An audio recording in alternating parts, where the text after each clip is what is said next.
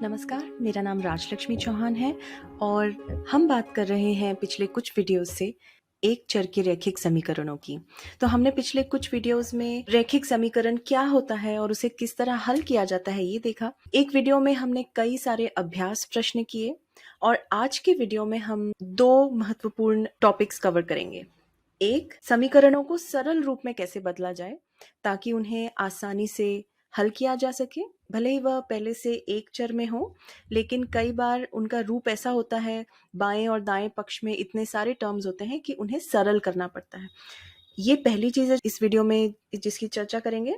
और दूसरा, कई ऐसे केसेस होंगे जहां पे आपके पास समीकरण होगा जो कि रैखिक नहीं होगा, लेकिन उसमें कुछ प्रकार के वज्र गुणन की प्रक्रिया से आपको रैखिक समीकरण मिल सकता है जिसे आप फिर आसानी से सॉल्व कर पाएंगे। तो सबसे पहले ये देखते हैं कि समीकरणों को सरल कैसे बनाया जाए।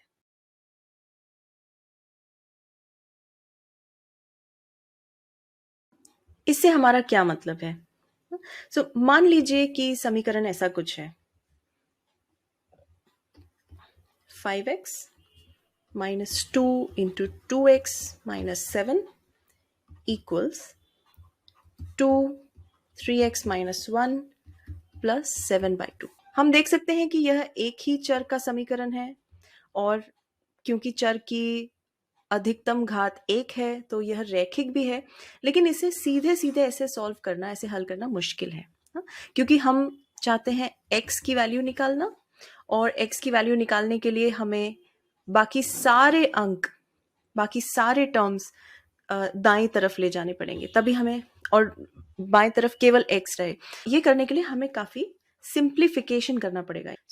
ऐसे केसेस में क्योंकि आप देख सकते हैं कि बाएं पक्ष का व्यंजक और दाएं पक्ष का व्यंजक दोनों ही काफी सारे टर्म्स है, उसमें काफी जटिल है, तो एक एक करके लेते हैं इन्हें। तो सबसे पहले लेते हैं बायां पक्ष यानी लेफ्ट हैंड साइड, LHS। ये क्या कहता है? 5x minus 2 into 2x minus 7।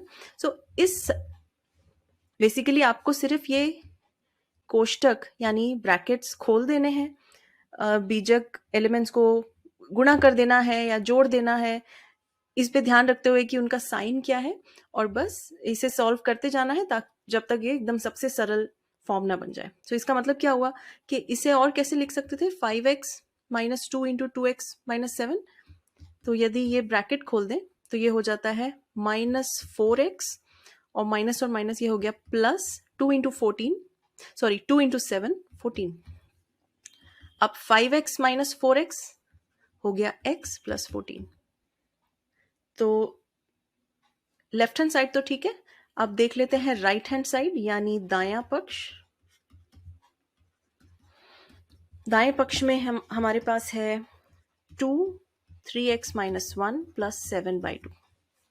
ध्यान रखिए कि ऐसे समीकरणों को सरल करना अक्सर आपके उन प्रश्नों में काम आएगा जिसमें कई परिस्थितियां समझाई जाती हैं और आपको उन स्थितियों को इक्वेशन फॉर्म में, समीकरण फॉर्म में लिखना पड़ता है ना। तो फिर उसको हल करने के लिए ये स्टेप्स फॉलो करना काफी लाभदायक होगा। यहाँ पे फिर से हम ब्रैकेट खोल देते हैं, कोष्टक। 2 into 3 6x, 2 into -1 -2 plus 7/2।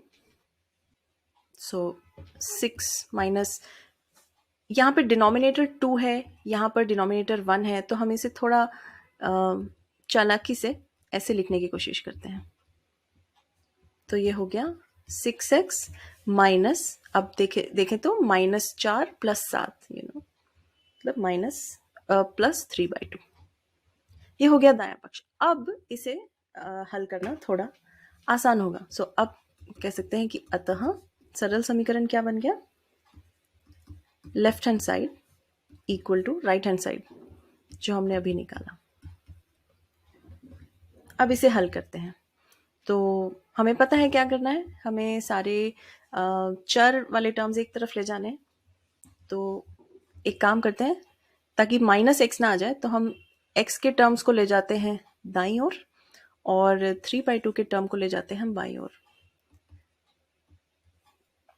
तो 3/2 यहाँ प्लस था तो इस साइड आके हो गया -3/2 + 14, और x को हम इधर ले जा रहे हैं, तो 6x, यहाँ पे प्लस था तो यहाँ हो जाएगा -x। तो ये तो 5x है, ठीक है। इस तरफ दोबारा डिवाइड बाय 2, तो इसे 14 को मैं लिख देती हूँ 28/2, तो ये बन गया -3 + 28 यानी 25/2 इक्वल 5x। अब मुझे चाहिए x की वैल्यू, बस दोनों तरफ 5 से डिवाइड कर देते हैं, तो ये हो गया, मैंने बस इन दोनों को बदल के लिख दिया। सो ये 5 और 5 कैंसिल, और ये 5 x की वैल्यू आ गई 5/2, यानी x का हल, इस समीकरण का हल हो गया 5/2। इसे आप वापस से उस पहले समीकरण, जो पहले इक्वेशन दी हुई थी, उसमें डालकर, इस इक्वेशन में डालकर चेक कर सकते हैं, x की वैल्यू 3/2 डालकर। एक और उदाहरण लेते हैं, यह है प्रश्न 2, प्रश्नावली 2.5 आपकी पुस्तक से, इसका प्रश्न नंबर 5 है। ये हल करना है हमें 3t - 2 upon 4 minus 2t + 3 upon 3 equal 2/3 - t।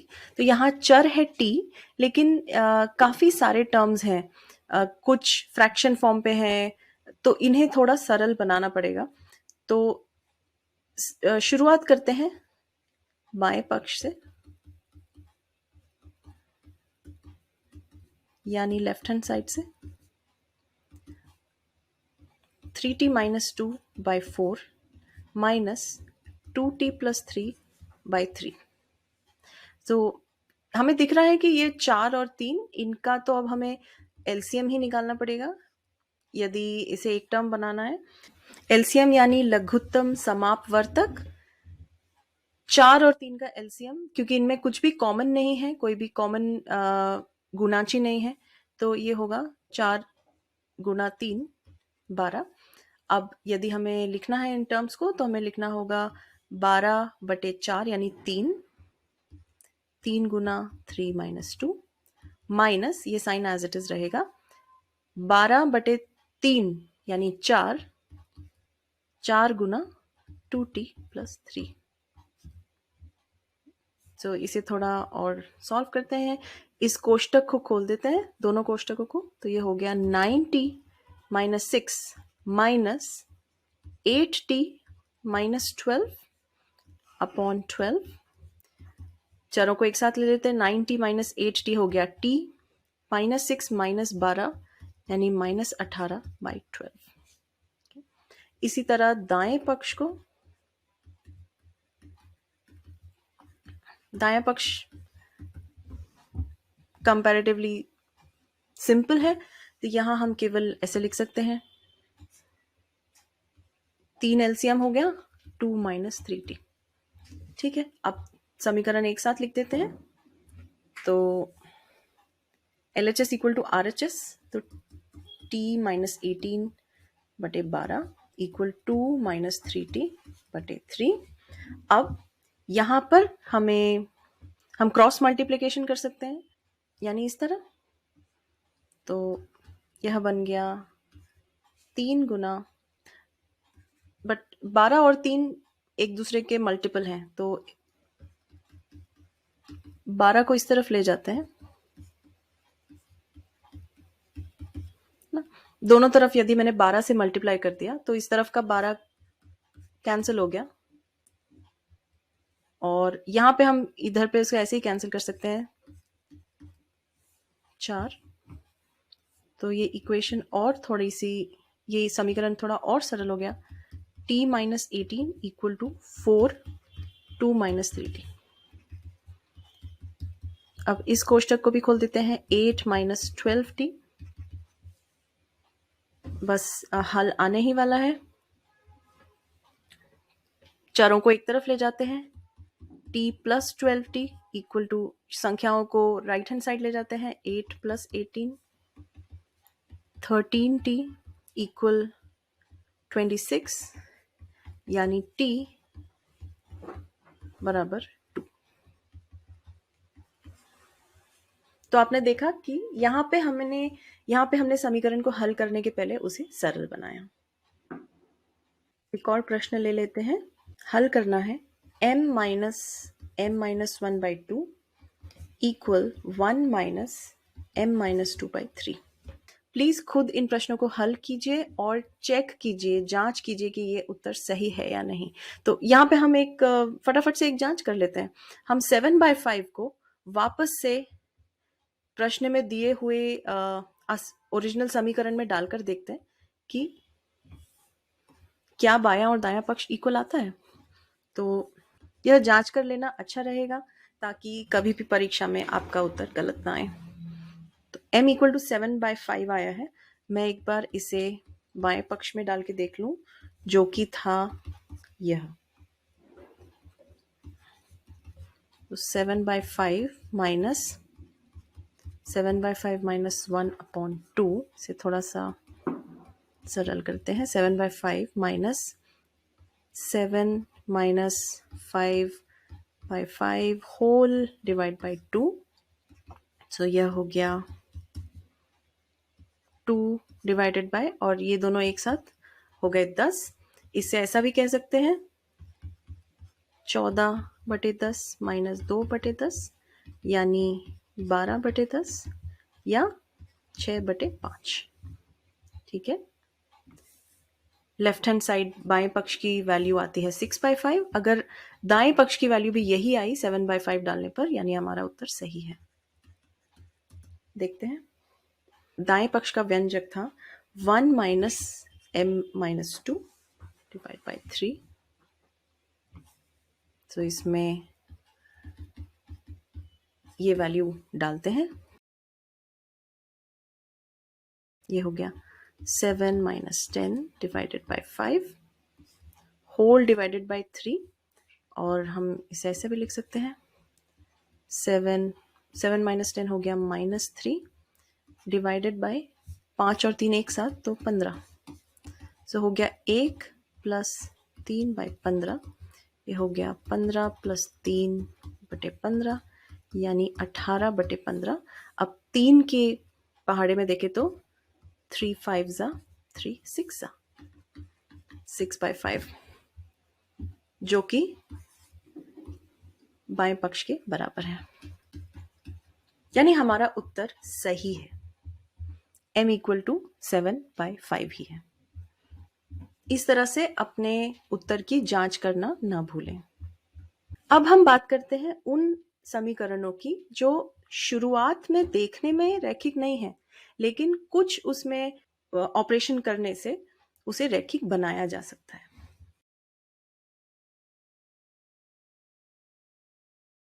तो एक उदाहरण लेते हैं। मान लीजिए आपके पास एक समीकरण है इस प्रकार का 7y + 4 अपॉन y + 2 इक्वल -4/3। अभी इसे ऐसे देखें तो यह समीकरण रैखिक नहीं है ना, क्योंकि एक बड़ा सा व्यंजक है जो कि डिनोमिनेटर में है, जिसकी पावर हम कह सकते हैं -1 है। तो हमारे पास अभी ये रैखिक नहीं है, लेकिन थोड़ा सा इस पे फेरबदल करने से यह रैखिक बन सकता है। कैसे? हम इस प्रोसेस को बोलते हैं cross multiplication. 7y + 4 equal -4y × 2। कोष्टकों को खोल देते हैं। 21y + 12 equal to -4y - 8। अब ये बन गया रैखिक समीकरण। अब चरों को एक तरफ ले जाते हैं। 21 + 4y और -8 - 12 यानी 25y इक्वल -20। दोनों तरफ 25 से डिवाइड कर देंगे तो हमें मिलेगा 20/25। 5 के पहाड़े में देखें तो ये हो गया -4/5। तो y की वैल्यू आ गई -4/5। अब ऐसा उन मामलों में भी हो सकता है जहां पे प्रश्न इस तरह से पहेली की तरह दिया जाए कि आपने उन परिस्थितियों को जब इक्वेशन आपके समीकरण में के फॉर्म में लिखा तो वो रैखिक नहीं था, लेकिन आप उसे रैखिक में बदल सकते हैं। तो उदाहरण के तौर पर देखें तो मान लीजिए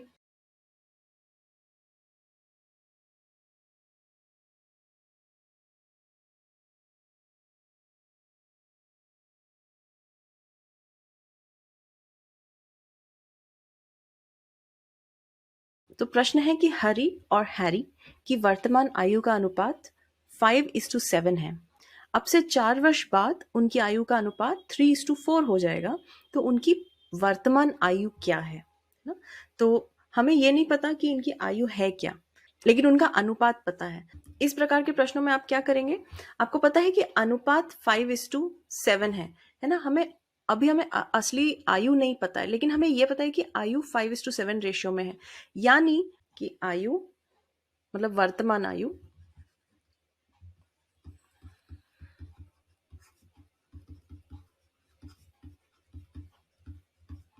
क्रमशः क्रमशः मीन्स जो पहले लिख रहे हैं वो हरी के लिए और जो बाद में लिख रहे हैं वो हैरी के लिए। तो क्रमशः 5x और 7x है, ऐसा हम मान सकते हैं क्योंकि इनका अनुपात 5:7 है ना। तो ऊपर जो लिखा जा रहा है वो हरी के लिए है और नीचे जो लिखा जा रहा है वो हैरी के लिए है। सो 5x और 7x है, ये हमें पता है। ये लिखा है कि अब से 4 वर्ष बाद, याद रखिए कि ये इनकी वर्तमान आयु है। अब से 4 वर्ष बाद हम एक टेबल जैसा बनाते हैं और आप इसे ट्राई कीजिएगा, शायद आपको इसे आसानी पड़े। हरी और हैरी वर्तमान आयु 4 वर्ष बाद आयु। सो हरी की वर्तमान आयु है 5x, हैरी की वर्तमान आयु है 7x। 4 वर्ष बाद हरी की आयु हो जाएगी 5x + 4 और हैरी की आयु हो जाएगी 7x + 4। और ये दिया हुआ है कि 4 वर्ष बाद इनकी जो भी आयु होगी उसका अनुपात 3:4 है। यानी ज्ञात है कि 5x + 4 अपॉन 7x + 4 यह 3/4 है। ये प्रश्न में दिया हुआ है ना। तो बस ये बन गया उस टाइप का समीकरण जिसे आप थोड़ा सा सॉल्व कर कर रैखिक बना सकते हैं। वज्र गुणन कर लेते हैं, क्रॉस मल्टीप्लिकेशन।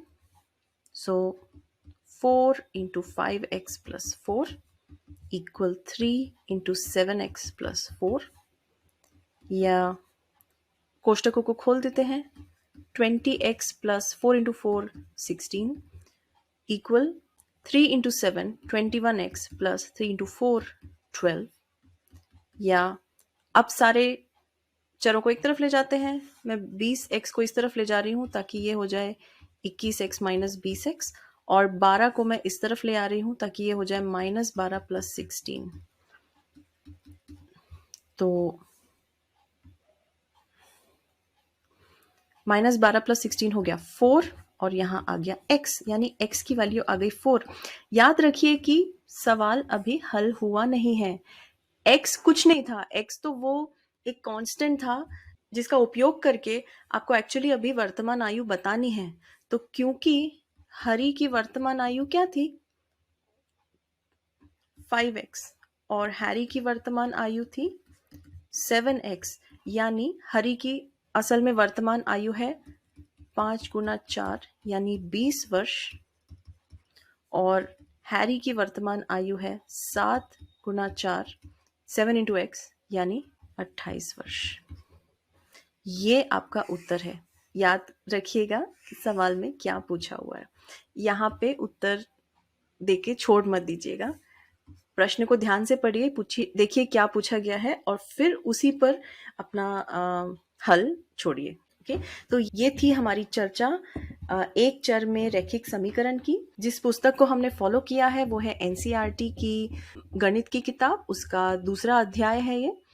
और एक बार संक्षेप में देख लेते हैं कि हमने क्या क्या पढ़ा। सो पहला बिंदु, एक बीजीय समीकरण चरों में एक समता होती है। यह प्रकट करती है कि समता के चिन्ह के एक ओर वाले व्यंजक का मान उसके दूसरे ओर वाले व्यंजक के मान के बराबर होता है। इसी तरह एक समीकरण बनता है। आपने पिछली कक्षाओं में जो भी समीकरण देखे हैं वह सभी एक चर वाले समीकरण हैं, रैखिक समीकरण हैं।